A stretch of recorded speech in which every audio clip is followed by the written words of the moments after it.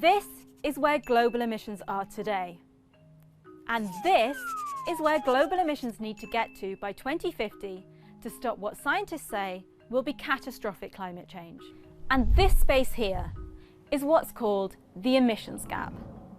Closing it might sound simple enough, but time is running out and the blame game is already well underway.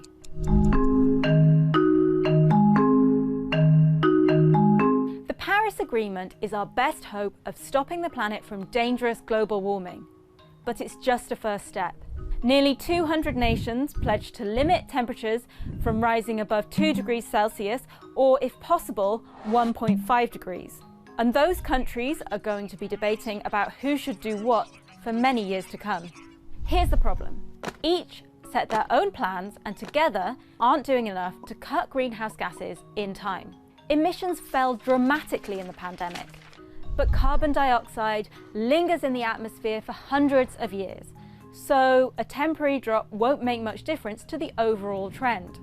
Scientists say the world needs to reach net zero emissions by 2050. Some nations, like Bhutan, have already met their goal decades early. But others are dragging their heels, particularly those whose economies rely on oil and gas, such as Russia and Saudi Arabia. Then there are the developing nations like Indonesia and Bangladesh, who say they can only consider tougher emissions targets if rich countries deliver on their promise to raise more money to help them. There is a lot of disagreement over who is to blame for all the emissions in the atmosphere and how some countries already got rich from polluting. China was responsible for just this portion of emissions in the past, but today it's the world's largest polluter.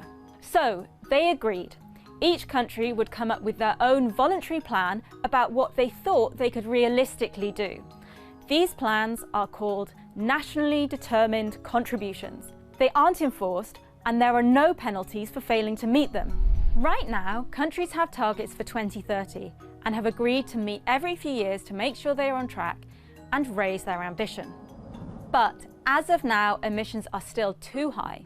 And according to the United Nations, we're heading towards a 3-degree rise this century.